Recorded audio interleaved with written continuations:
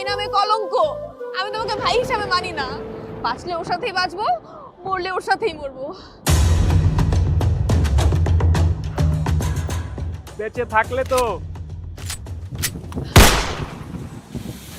অর্পা, এটা আমি কি করলাম?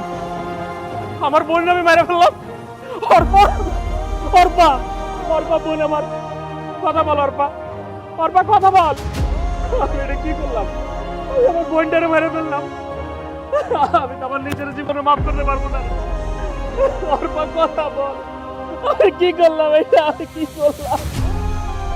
আমার বোনটারে আমি মেরে ফেললাম।